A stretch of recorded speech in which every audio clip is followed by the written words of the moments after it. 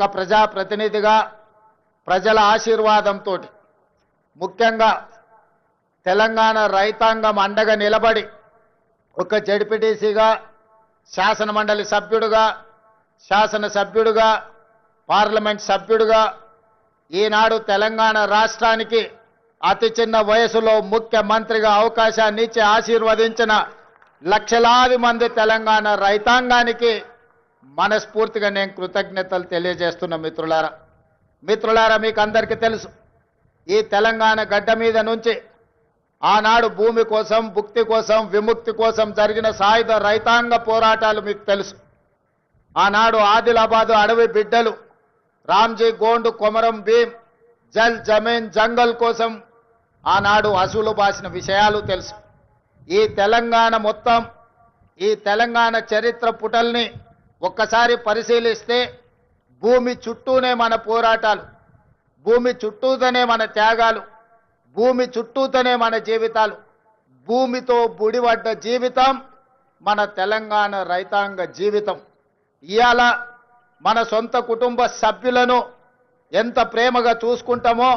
ఉన్న ఊరిని సొంత భూమిని అంతే ఆప్యాయంతో ప్రేమతో చూసుకొని ఈరోజు వ్యవసాయం దండుగానే పరిస్థితుల నుంచి వ్యవసాయాన్ని పండుగ చెయ్యాలి అని చెప్పి శ్రీమతి సోనియా గాంధీ గారి నేతృత్వంలో ఏర్పడ్డ ఆనాటి వైఎస్ఆర్ ప్రభుత్వం 2004 నాడు డాక్టర్ వైఎస్ రాజశేఖర రెడ్డి నాయకత్వంలో ఏర్పడ్డ ప్రభుత్వం ఎల్బీ స్టేడియం సాక్షిగా రైతులకు ఉచిత కరెంటును ఇవ్వడమే కాదు 100 కోట్ల రూపాయల రైతులకు కరెంటు బిల్లులను మాఫీ చేసి ఆనాడు రైతాంగాన్ని ఆదుకున్న మొదటి సంతకం ఎల్బీ స్టేడియం సాక్షిగా డాక్టర్ వైఎస్ రాజశేఖర రెడ్డి గారు పెట్టిండ్రు ఆనాటి సోనియా గాంధీ గారి ఆదేశాలను తీసుకున్న రాహుల్ గాంధీ గారి అండగా ఏర్పాటు చేసిన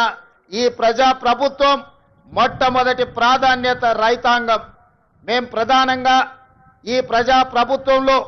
మా మొదటి ప్రాధాన్యత రైతులు ఆ తర్వాత మా ఆడబిడ్డలు ఆ తర్వాత మా తెలంగాణ ఉద్యమకారులు విద్యార్థులు ఈరోజు తెలంగాణ రాష్ట్రంలో రైతుల గురించి చర్చించుకుంటే ఈరోజు రైతు భరోసా అన్నాడు చంద్రశేఖరరావు గారు ఎగబెట్టిపోతే ప్రభుత్వం ఏర్పడిన మొదటి 3 నెలల్లోనే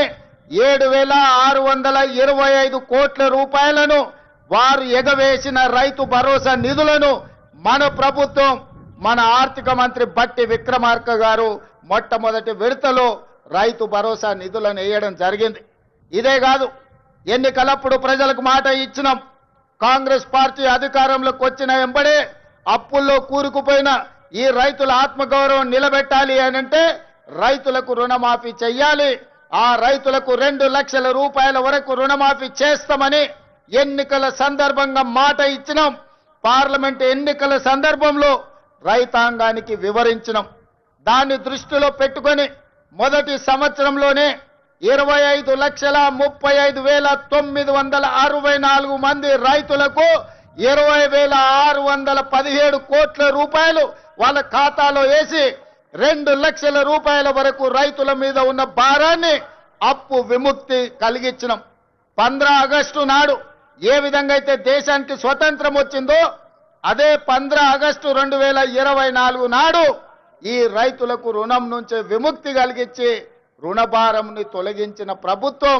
ఈ ప్రజా ప్రభుత్వం అదే కాదు మిత్రులారా ఇయాల ఆలోచన చేయండి ఆనాడు తెలంగాణ రాష్ట్రంలో ఆనాటి ముఖ్యమంత్రి ఒక మాట అన్నాడు శాసనసభ సాక్షిగా మాట్లాడిండు మీరు ఓరేసుకుంటే ఉరి వేసుకున్నట్టే ఈ ప్రభుత్వం వ్యాపారం చేయదు రైతులు పండించిన వడ్లను మేము కొనము ఇది మా బాధ్యత కాదు అని ఆనాటి ముఖ్యమంత్రి చెప్పిండు మరి ఆనాటి ముఖ్యమంత్రి ఆ విధంగా మాట్లాడితే